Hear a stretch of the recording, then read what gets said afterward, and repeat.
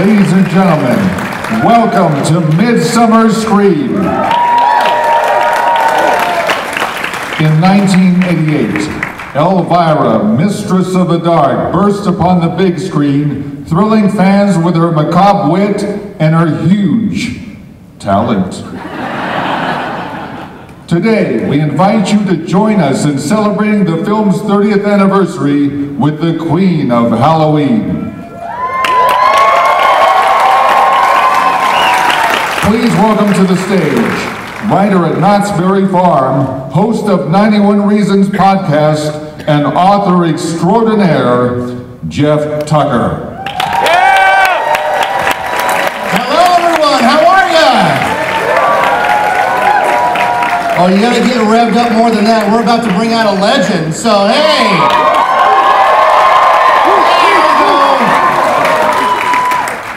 Anybody grew up in the 80s? Hell, show of hands. You're in the 80s, right? The greatest decade of all time, right? How do we know that? They keep rebooting everything we had. I keep expecting to wake up and find a new Jeff Tucker. Oh, I'm the reboot. Oh, okay. 1988. Fantastic year, right? I was 17. I was young, I was good looking. No, I was young. I got a list of the movies that came out in 1988, and I know that because I worked at Blockbuster Video. And these are the movies people were coming in to request. Die Hard, Beetlejuice, Cocktail, Coming to America, Who Framed Roger Rabbit, Heathers, Midnight Run, and a little movie called The Deadpool, starring Clint Eastwood. But the movie everybody wanted, the cult hit that came out September 30th, 1988, was this little doozy. Let's roll that clip, shall we? Wanna talk tough movies? Here's a superhero with the biggest pair of all. You looking for me? Just walking down the street singing. Elvira is a slimy, slithering succubus, a concubine, a streetwalker, a trap. Yes, she's got it all. She's everything you've ever wanted in a movie. A woman and a casserole. She was walking next to me. You'll see lots of weird romance. What's that perfume you're wearing? Super unleaded. Don't smoke. Loads of drooling madness. Ew, I hope you change the sheets. Hey, Elvira, we got us a couple more volunteers. Great! Just grab a tool and start banging. A whole gang of awesome monsters. I'm bad, Joe, you know. And a few sleazy experiments. And there's nothing wrong with G-rated movies as long as there's lots of sex and violence. The charge is witchcraft. We want to have one of these every year. See Elvira as Elvira, Mistress of the Dark. If they ever ask about me, tell them I was more than just a great set of... It's the greatest double feature of all time.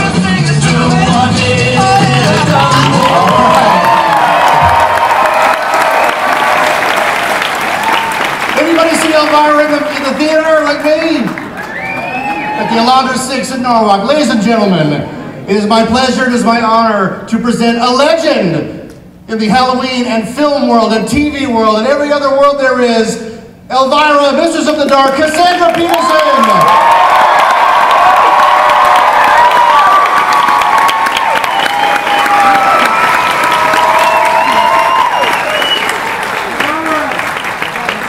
Have a seat.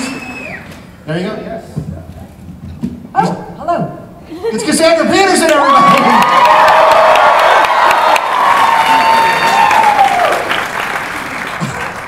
If I could tell my 12-year-old self what I'd be doing now, hey now.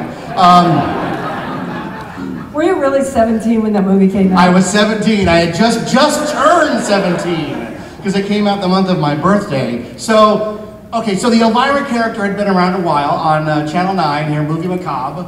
How did the character make that amazing leap to the big screen? You know, yeah, I was on local TV, and then I got this syndicated show, and the president of NBC, Brandon Tartikoff, at the time, was a big Elvira fan. That's how I got on The Tonight Show and on Saturday Night Live and everything, because Brandon really, really loved the character. So Brandon said, do you want a show on NBC? And I was like, duh, hello. But he had this idea for a show, which I wasn't wild about. I was a school teacher. I don't know. Elvira was yeah. a school teacher? Yeah. It just doesn't work. Okay. Would anybody miss class? No, perfect attendance again. But I had this thing at the time that I did not want to do television before I did a feature film, because in those days, honest to God, if you became a TV actor, you would never, never, never make the transition to film. If you were in the films, you could do as many TV shows as you want. But if you started out as a TV actor, you were never going to make a film starring you. I mean, do you remember? Now it doesn't matter. Oh, yeah, no. Everybody goes back and forth. A lot of big TV actors, Don Johnson, Tom Selleck, people that were huge on TV. They made movies nobody went to see. Yeah, you just couldn't do it. It didn't translate. I don't know, it was really weird. So I said to Brandon, I would love to have a TV show on NBC, but first I want to do a movie. And he said, if you really want to do a movie, we'll finance the movie, which is amazing because NBC was not in the movie making business. So they decided they would finance the movie. And we wrote it, myself and John Paragon and Sam Egan, and next thing we know, we had a movie. I think we never ended up on TV. I think we have a clip here of John Paragon. Oh, really? Let's roll that first clip to see who it is. We have roulette interviews here. We'll play the first one. You guys know John the joy of doing the Sammy screenplay was that the three of us came to it as a real creative collaboration and crafted both the story and the screenplay over a period of a few months back in those days, I believe, 87.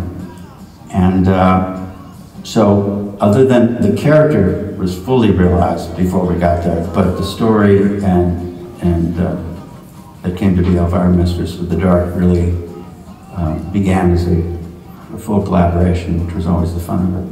Cassandra did have an idea of where she wanted to go, and it was kind of the kind of iconic girl with a dream. I mean, she was, you know, Dorothy in The Wizard of Oz with cleavage. She was that kind of sparkly, naive character in that ridiculous outfit and bouffant hair that wanted to go to Vegas, and so as simple as that. That was the quest. Elvira, that's fantastic. Las Vegas. Las Vegas. Las Vegas. All right, well, hold right there. Yeah, the best part about that is plus Shecky Green. There's about 10 of us who know Shecky Green. He's still alive. Is he really? Yeah, I think he's in his late 90s. Yeah, he's really old. Wow. No, we specifically want Shecky Green because I always felt like my humor was very Shecky Green. It really is. So like, lowbrow. So Sam Egan, the guy that we just watched, I looked him up, and what's great about IMDb and the internet now is you can see all those people that shaped your childhood and the movies and stuff. They never got their due. Like Sam Egan, his credits are huge. Yeah, he's done so many fantastic things. The whole Twilight Zone series. I don't know, do you remember what else? Oh yeah, no. He did The Fall Guy. That's how I met him. I was on The Fall Guy. Which you guys probably weren't even born then. But, Anybody remember The Fall Guy?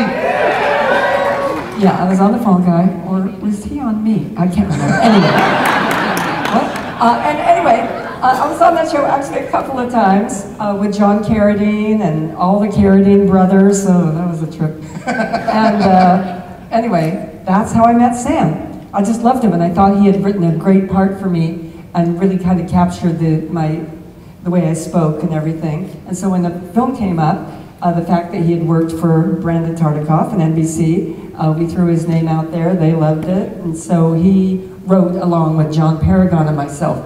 And John and I have been writing together since like the Groundlings in the 70s, but I think they put Sam with us to be a babysitter, because John and I couldn't control ourselves. We're all over the place doing insane things, and we really had to sit down and write. And Sam was a professional, seasoned professional. He knew where this story, you know, it had things to do. John and I were coming up with wacky ideas. That was our thing, you know. So Sam like put them in order and scooped them all together. So thank God he was there. We'd still be writing it. But it was one of the most fun experiences I ever had writing with them and eating sandwiches all day. That's all we did. Sam also wrote for a show I loved called Manimal. Oh, man. Anybody remember Manimal? He was a crime fighter that could turn into a cougar. What? There would be one me. Yes, he would. And he also wrote for a show called Automan, which was a fake Tron series, so I love that. But he also mentioned John Paragon. And where would everybody know John Paragon from? You guys know who John Paragon is, besides the writer of the movie also? Yeah, he was the breather on my TV show. If you ever saw my original show, he was the greasy, slimy guy inside the phone booth that would call me up and breathe into the phone and tell bad jokes. So now you can see why Sam was brought on to keep us in line. But John did a lot more. He and I were in the Groundlings together, the comedy improv group in the late 70s. Well, from like 74 to 76, I think, to 81 or something. We were there for a long time. But with Pee Wee, with Paul Rubens, and Lorraine Newman had just left for Saturday Night Live.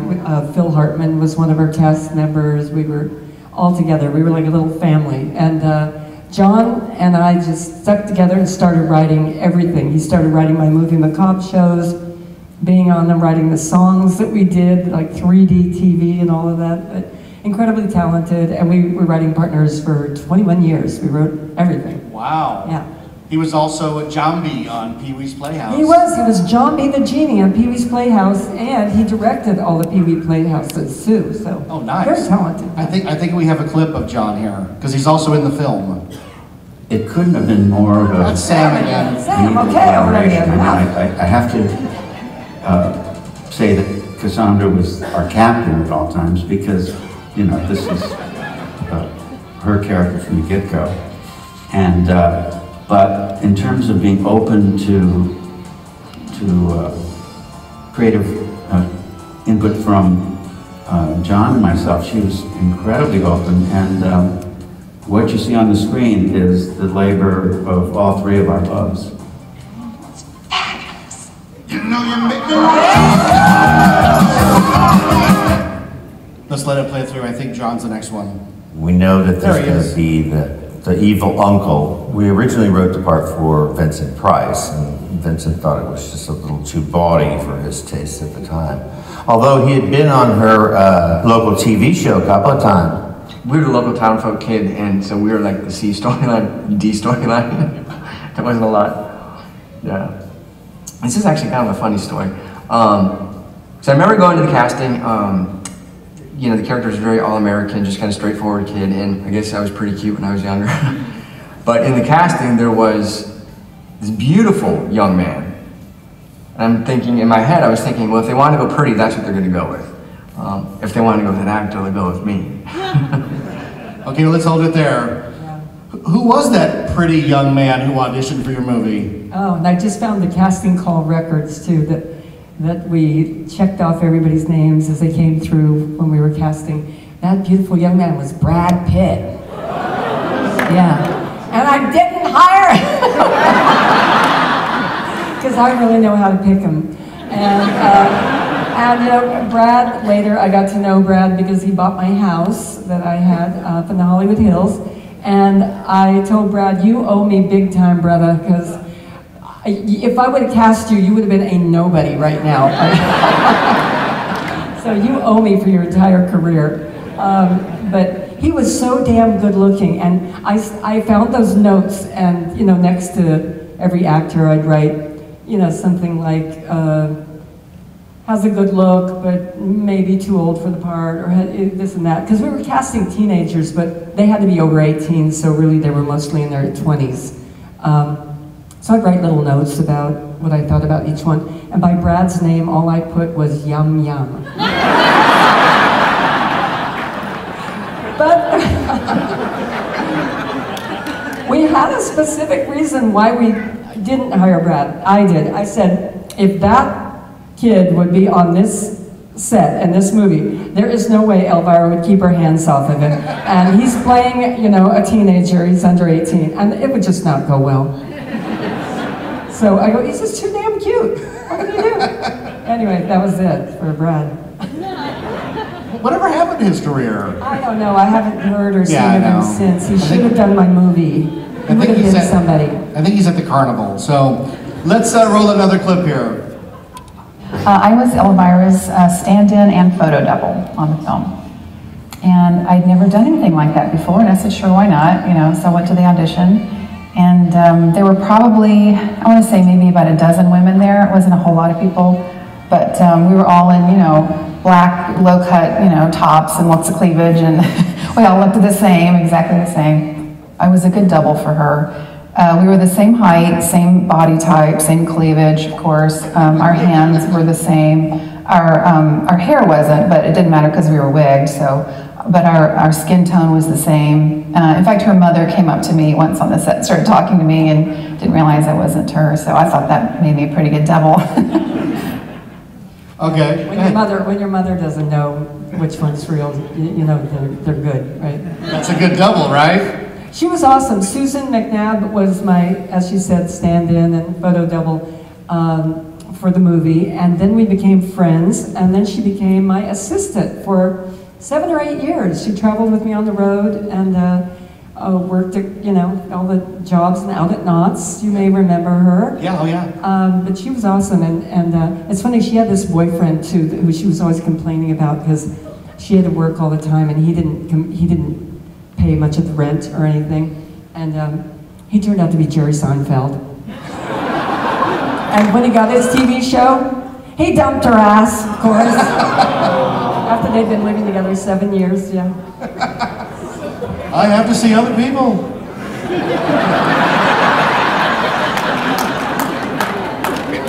I don't know if you have one or somebody else.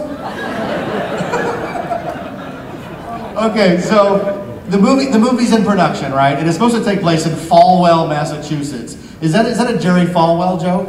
Absolutely. Okay. Anybody know Jerry Falwell, the big televangelist back in the 80s? That's funny. Yeah, we were setting up the town to be, you know, the bastion of religious, you know, right-wing, whatever.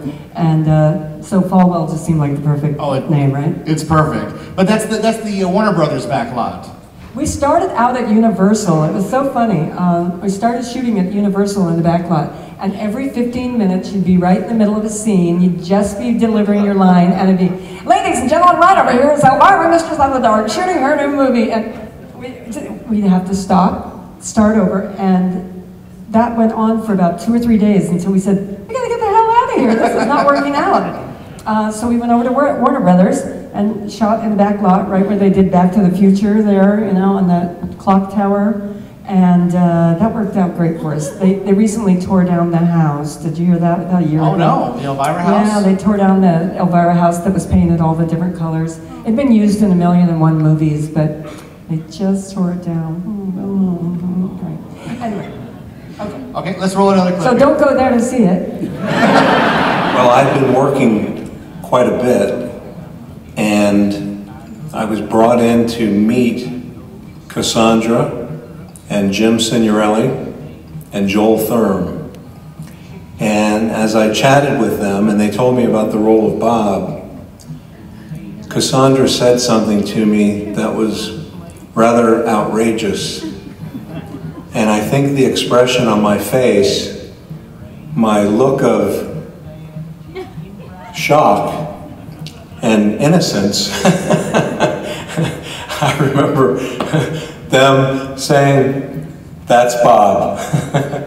That's funny. That was right. You know, we were looking for like a Lil Abner kind of character, you know, if anybody ever heard of that, but like a big dumb, you know, with lots of muscles and real hunky, and we were looking for that character, and Bob was the hardest person to cast in that movie because we'd get really good-looking, muscular guys in, and they couldn't act at all, or we'd get a really good actor, but he wasn't really, you know, muscular enough or big enough or handsome enough.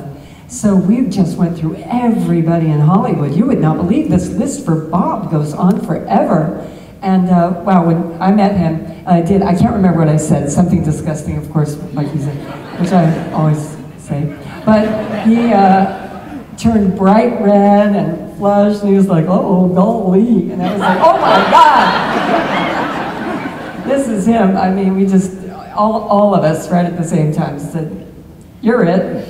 Well, what's great about his character in the movie is that Elvira's coming on to him in every scene, and it's not subtle at all. And he just doesn't get it. No, exactly, and that's how he is in real life, too. I tried my hardest. He looks like, in that clip, he looks like Nathan Fillion's dad. Oh my God, I don't know, but he is such a great guy. I just adore him. I wish he was still in the acting world, but he's not. He retired and moved to North Carolina, somewhere like that. He's another one of those faces that if you look on his IMDb, he has a huge list of credits. Every soap opera and sitcom and hour-long drama. So that's the other thing that's great about this film. Every actor in it is a character actor. And they're in tons of movies, and you recognize almost everybody. The most notable, obviously, being probably Edie McClurg. Yeah, oh, Edie was just fantastic. I mean, Edie, we wrote the movie for Edie. I mean, with her in mind. We wrote that part exactly, specifically for Edie. Because she was kind of a pain in everybody's butt at the Groundlings. She was in the Groundlings with us, and I mean, every time, Edie was an ex-school teacher from the Midwest. And every time I would come into the Groundlings at night, she'd be sitting there and she'd kind of look me up and down, and she'd go, "Are you wearing a bra?" And I'd go, "No, why does it matter?" And she'd like, you know, she'd just get all huffy. I mean, every single night, something like that. She, you know, I'd come in and she'd go, "Is that what you're wearing on stage?" Yes, but I mean, so we were just always like that, kind of butting heads. But we actually really loved each other, and when this movie came up, we go, "This part, Chastity Pariah, is Edie McClurg," and we're so lucky we got her for it. I mean, everybody loves Chastity Pariah. It'll clear up with a little cream or antibiotic, whatever it was. I can't remember. He goes, you have Chastity Pariah, and you say, "I think I had a cream that cleared that up." Oh yes, thank you. I'm glad somebody can still remember things. You were only 17 when that started, so. I had no concept of that. And the girl touched me. Let's look at another clip. Trash does not compete with class. I thought she was great. Patty, queen of the tiny bowl bowling alleys. I know, I liked her, and I gave her sort of a little bit of an accent, and she was just sort of fun to play with, and Elvira was fun to play with. There was a little bit of concern about the fact that I had a physical attribute, or attributes, that didn't quite fit with the character Patty. So, I don't know if it's a spoiler alert or, or alerts, but we got a body double who volunteered to do a certain nude scene on the proviso that she got her union card. And then there was ace bandages involved after that. That's all I'll say. You can watch the movie to find out what I'm talking about. Oh, that's great. She was wonderful. Does anybody recognize her from Beetlejuice? Yeah, which came out the same year. She was fantastic. I love Patty, but we did have trouble with her boobs. I mean, when we hired her, she was supposed to be super flat-chested, and she was not flat-chested. could have played Elvira. But as you see, we solved that little issue. She's so mean in the movie. I know, isn't she a bitch? She's really she was really a doll to work with though, so she's not really that mean. I watched the movie last night with my daughter, who's 12, and when Patty swaps out the gold glitter for the black tar, my daughter actually gasped, "That's so mean!" I said, "Yeah, that's the film." Oh my gosh. It's so funny, you were talking about being 17 when this film came out. Just yesterday, or the day before, I can't remember, I went to see Mr. Rogers' Neighborhood, that movie. And it was just so great. Have you guys seen it? Oh my God. And I'm with my manager and my assistant, and they're both going, "Oh, we used to watch Mr. Rogers when, we were kids. Were you watching Mr. Rogers?" And I go, "Hell no, I was already a showgirl in Las Vegas when that came on." I mean, it's so scary. Everybody was not even born yet. I was already a showgirl. That's how old I am, folks. Let's show another clip. That was my 3rd year as a professional actor. It was one of my first jobs, as a matter of fact, because I was a late bloomer, because I had to grow into being a balding, executive type, bad guy, good guy. So I sold real estate until 1985, and then started working enough that I could quit real estate.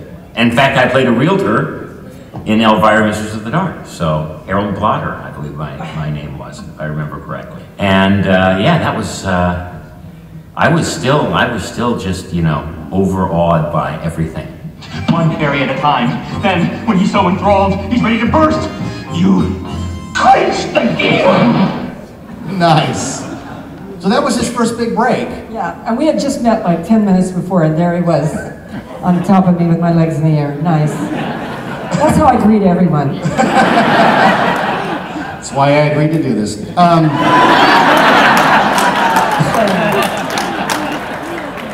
He's been in a million things, and you were saying he was typecast because he went from selling realty to being a real estate agent. It was so funny. He really hadn't done anything when we cast him, but be a real estate agent. So we ended up kind of casting him because of that.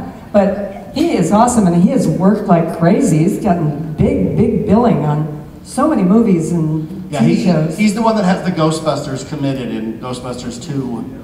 Yeah, and he was I just love all those actors. A couple of Woody Allen movies, and oh my gosh, he's been like the star. He played the president in some very huge movie. I can't remember what. Anyway, look it up, IMDb. So there's a character, we won't go to a clip yet, there's a character in the film that everybody loves to talk about. That's the Macabre-mobile. Oh yeah, and if you guys want to see it, ever, it is in Hollywood, at Hollywood Highland, in a store called Sweet, where we sell Elvira candy and all sorts of other Elvira crafts and it's on display in there, and it's pretty awesome to see, really, up close. It's so, I love that car. I want to marry it. Yeah, so Sweet at Hollywood Highland. Go check it out. But the car was built for the movie. For years and years, I've been talking about, in movie Macabre, I've been saying at the end a lot of times, well, I'm going to go jump in the old Macabre-mobile and head on out of Dodge. And we finally decided we'll use the Macabre-mobile, but we've got to come up with a Macabre-mobile because no one had ever seen it. In the TV show, we didn't have a budget for a car, my God. Didn't have a budget for anything. Not even a costume. I had to wear half a costume. There was such a fabric shortage. And anyway, so the car, we had to come up with what kind of car. And I was walking down Melrose Avenue one day in the 80s, and I saw this 1959 T-Bird, and I go, that is the Macabre-mobile. And then I told the crew of Mistress of the Dark to please go out and find that car. And they did, but they said, there's no way we can afford it in this budget. So they found a hard top of it and sawed off the top. And that became the Macabre-mobile, and I've had it ever since. It's gone here and there, but I finally wound up with it. Was it built by George Barris? It was not built by George Barris. It was Somebody keeps telling me that. Yeah, I know. See, it was built by the prop people on the movie. It didn't really work. Every time you see it in the movie, it is kind of burst your bubble, but it's being towed or on the back of a tow truck. So it never runs. When it kind of comes into town around the town square, that's because it was given a big old shove. Rolled into place. So when the movie ended, they asked me if I wanted to buy it, and I go, really, what am I going to do with this big hunk of junk? It looks cool, but it doesn't work. Where am I going to put it?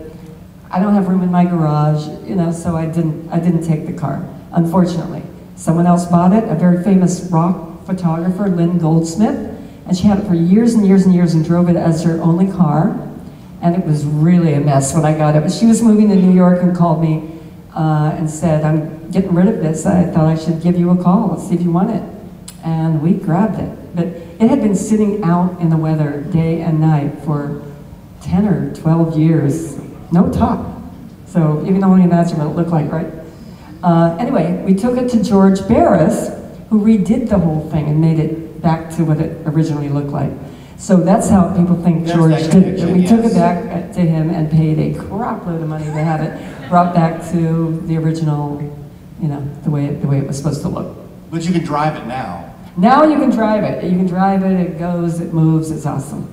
But the scene in the film where the three young men are pushing it, that's real. They're actually pushing it to the next scene. They are actually pushing it, and that's where that scene came from. It's like, how are we going to get the car up there?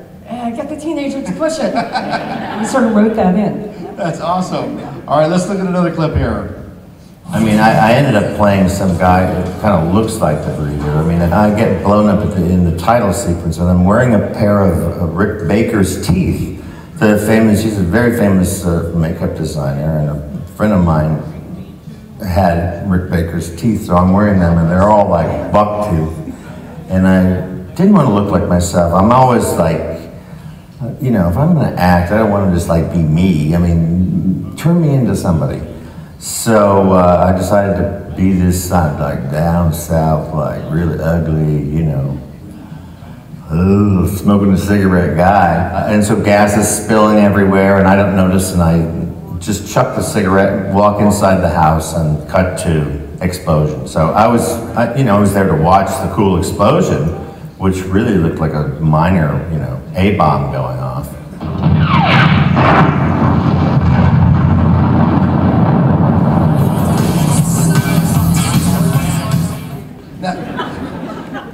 That's you in the car right there for that scene, right? Oh, that's me. I gotta tell you, woo. How did you not turn around?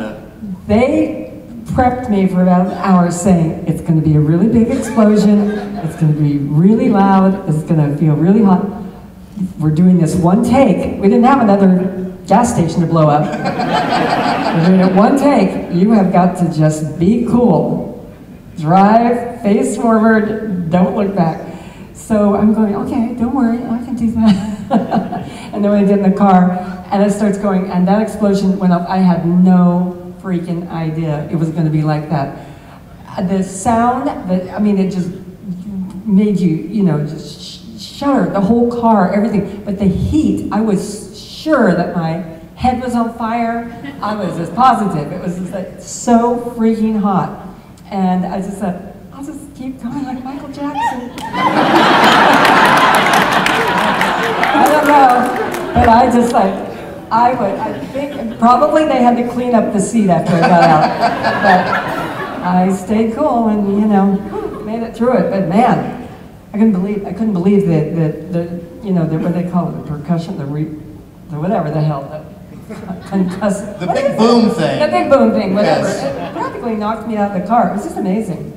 Oh yeah, well, the comedy comes, like I said, I just watched it again last night. The comedy comes, she doesn't even acknowledge it. Blew the thing up, it's fine. Oh, it's so good. Except for on the seat. All right, let's roll another clip here. And I also remember being in a truck full of pigs with Edie McClurg and another large gentleman who was very nice, and I remember thinking, this is show business? I'm in the back of a truck with pigs, and these big pigs. One of them could have pooped at any time. One of them could have kicked it. Anything could have happened.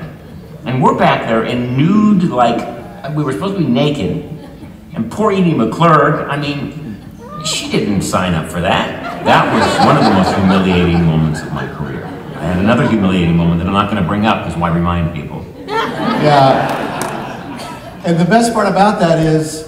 The scene didn't end up in the movie. Yeah. These 3 poor actors, I just hid out all day that day because they were really like semi-naked in the back of the truck with these big giant pigs, you know, butting them against the sides and everything.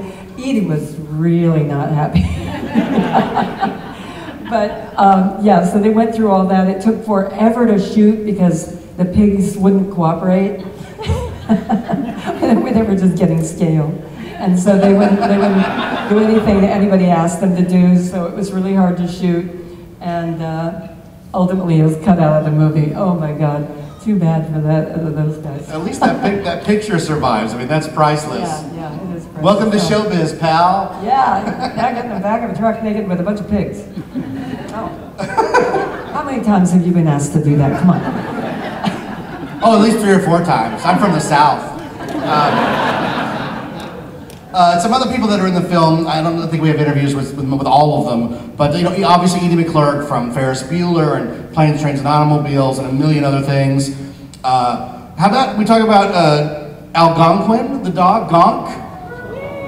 Everybody loves Gonk. Voiced, a lot of people don't know this, but the voice of Gonk was Frank Welker. Voice? The barking and all that's Frank Welker. Really? Yes, and Frank Welker is the voice of Megatron. Oh, funny, I didn't know Gonk talked. Wow. Yeah. Anyway, yeah, that was a trip that we had trained animal service who we got, you know, this little poodle from. And there were actually 3 little poodles for different scenes. Each one of the poodles knew different tricks. So we used, the main one was, his name was Benny, not Benny, Benny. And Benny's trainer and him were in love. Benny only had eyes for the trainer. Benny had a little director's chair, just like this, where he sat all day. He got fed and treats and only could work for just a couple minutes a day and every hour. And you know, I mean, I wish I was treated half as good as Benny was treated. But yeah, different dogs for different scenes. And Benny was the meanest little dog ever. And I love, that's hard for me to say because I love dogs. But if you see pictures of me holding Benny, I'm like, hoping that Benny doesn't just take a huge chunk out of the side of my face. Because he bit everybody. He bit Kurt Fuller in a scene. Kurt was running away and Benny chased him out. Benny was only supposed to chase him out barking. But he chased him out, and right before he got the car, just took a huge chunk out of his ankle. We had the medics and stopped the thing, and but he was just a vicious little dog. He was brilliant. He did everything he was supposed to do. A very, very smart dog. But anyway, yeah. So it was always fun. Always fun to be around Benny. Oh, that's great. There's another fun scene where right after the picnic scene. Bob, you and Bob are there to clean up the mess of the casserole scene at the picnic. There's an old lady who comes up hitting on Bob. She's from the Where's the Beef commercial. Well, no, she is not that lady. No, she's next to her. Oh, she's in that? She's the one who goes, big fluffy bun. Oh my God. That's her whole line. Yeah, that's her whole line. This lady, I have to tell you, I don't know if you guys remember. Do you remember a real little old lady, really tiny, and she was just adorable. I think when she did the movie, she was around 87 years old. I met her because she was my husband's stepmother's father, his girlfriend, and he was 96, and he always said, I said, Eve is your girlfriend, and he said, yeah, I like him young. And anyway, really good. And anyway, so she was 87. She started acting when she was 87. And she got commercials like crazy, television shows like crazy. She got this movie. We became very, very good friends till she finally passed away. And I'm still in touch with her son, who's like 90. But she was wonderful. She did such a great job. And she came on Movie Macabre a couple times as Antivirus, my aunt. And she wore the Elvira drag with a gray Elvira wig. Oh, that's and like great. this cleavage that went like down to here, but oh my God, you really want to see a picture of that. And she was so funny. When she started acting, she had a stand-up act where she dressed as a Playboy bunny. That's how she got into showbiz. But she was adorable doll and so talented and funny. But fearless. Little story about her, yeah. So there's hope for all of you people out there who still want to pursue acting. She got a break when she was 87. Come on. See? You never give up. Never give up. All right, let's show another clip here. See where we're at on this tape. One of the ways that I believe New World's marketing people came up with was, having a Girl Scout in the one sheet setting the fire of her on the pyre, and it was not going over well with the Girl Scouts. To have the Girl Scouts set her on fire, which, imagine that, the Girl Scouts at her pyre, no kidding.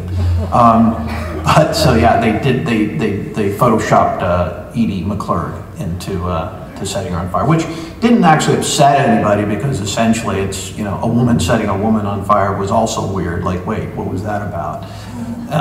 It was more like the Salem witch trials, like suggestive of that.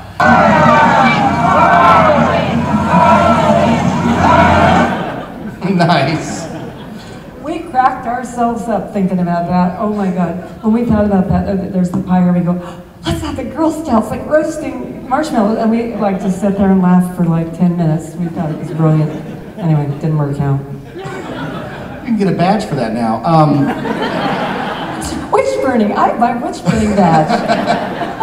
Now, you were up there for 3 to 4 hours at a time on that pyre, and legend says it melted the wig.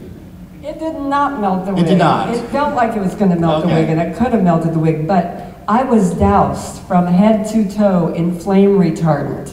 Every inch of me, the wig had been dipped into flame retardant. I had flame retardant sprayed on my face. My dress was hard, almost crispy, because the flame retardant dries and makes it kind of, unbendable.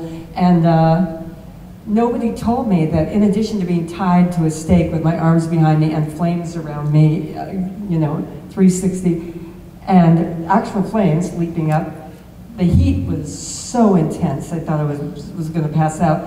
But no one told me that the flame retardant made you itch. And my hands were tied behind my back. Not very tight, but still I couldn't get them out.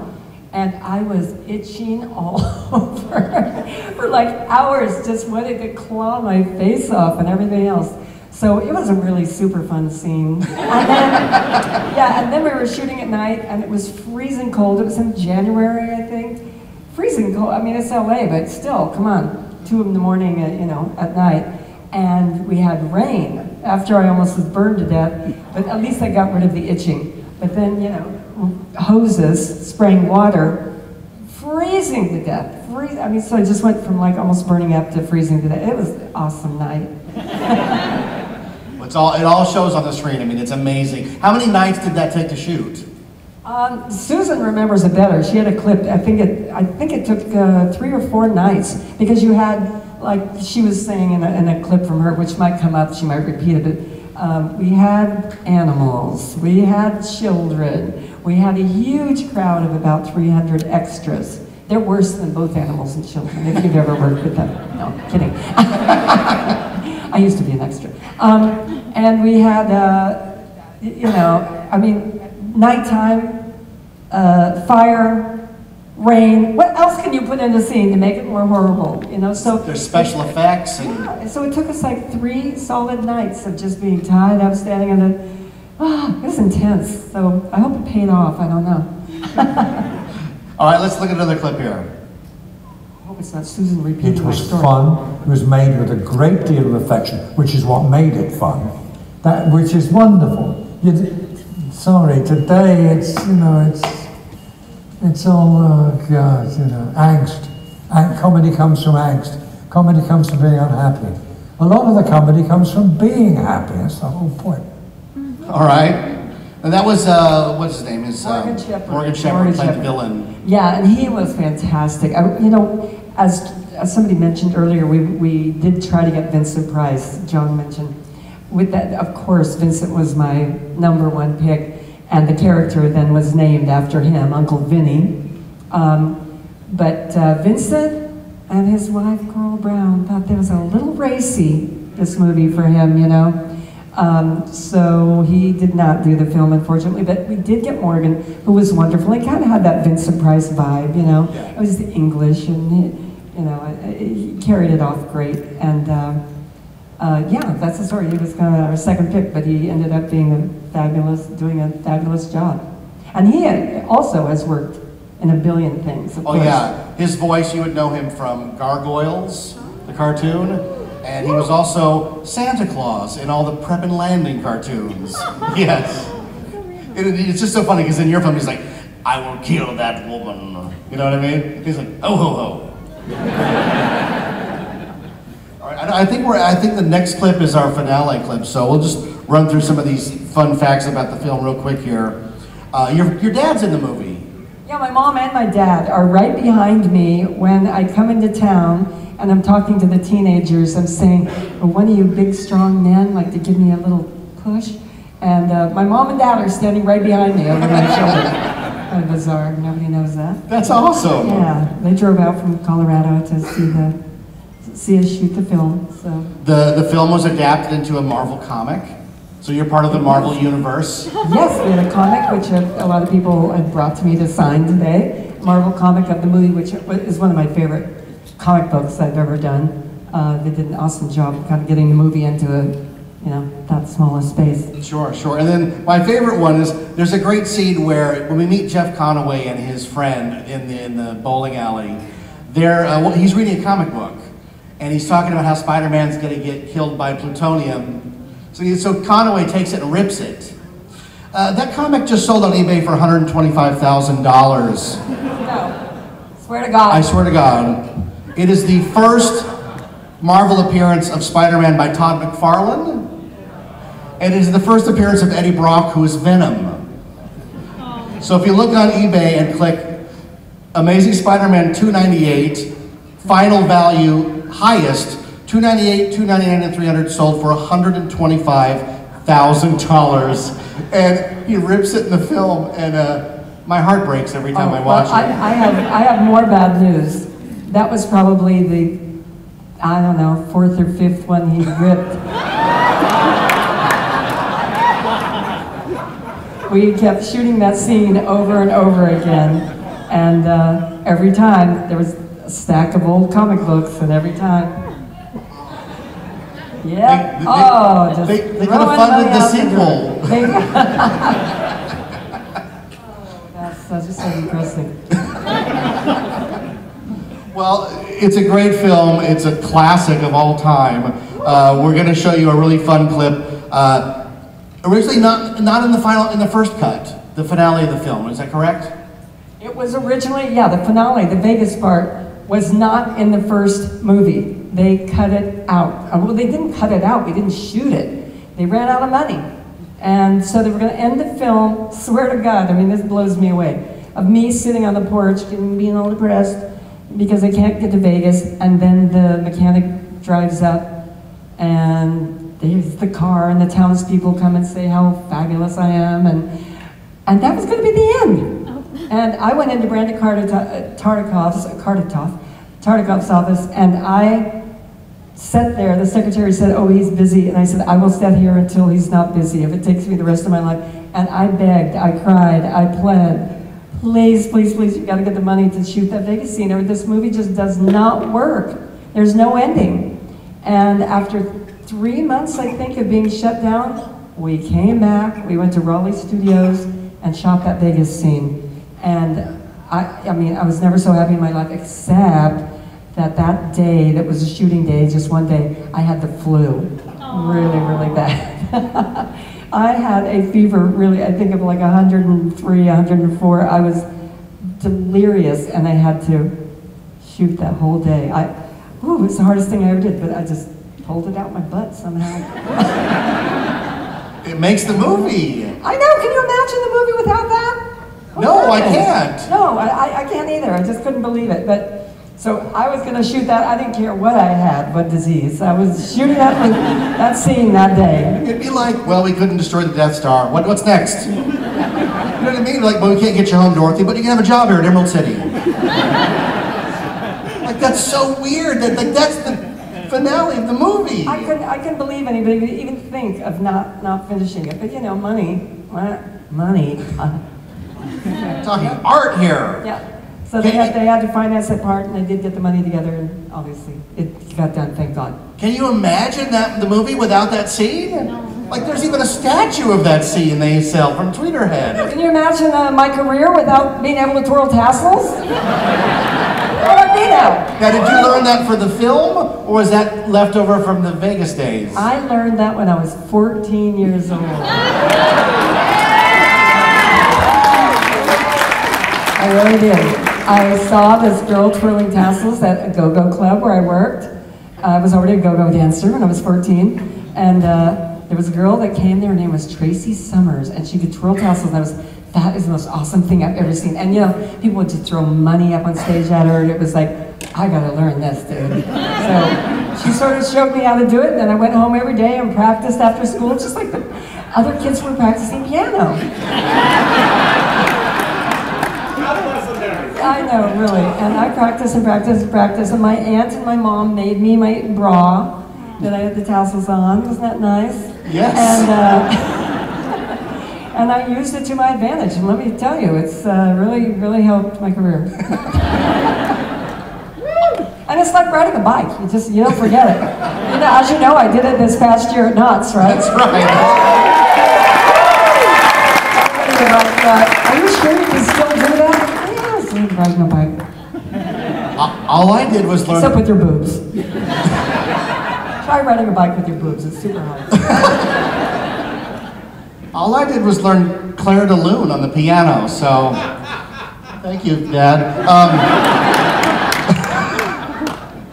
So yeah, I have to tell you, my daughter asked me, is that a special effect? And I said, no, that's talent, sweetheart. That's talent. Good answer. I've seen it on the stage, so let's roll the final clip here. See what we got. Las Vegas! Las Vegas! Las Vegas! Ladies and gentlemen, the Flamingo Hotel is proud to present the Mistress of the Dark, Elvira. I've always dreamed of doing this, and now I've got my chance. So excuse me while I indulge myself in a little song and dance.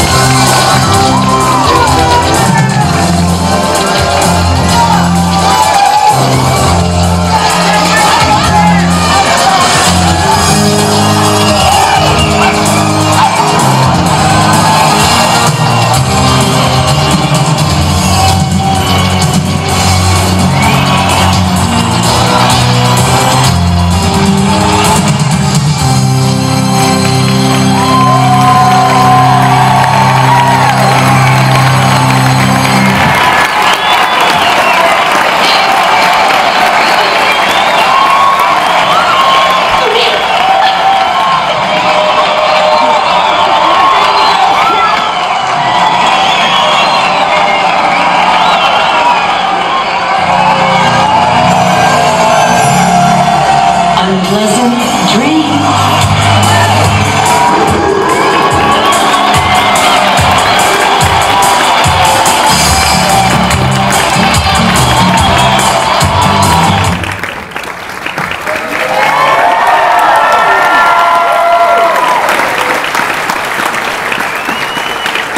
So you have some photo ops you have to do, but Elvira, Cassandra Peterson will be here today and tomorrow signing autographs at her table in the booth. You can check out Cafe Elvira out there and all the amazing merchandise.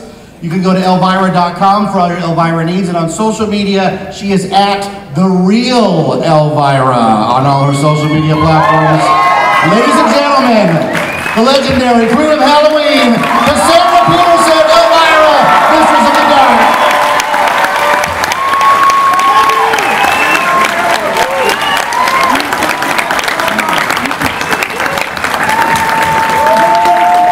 Ladies and gentlemen, at this time, we ask that you gather your belongings and please exit so we can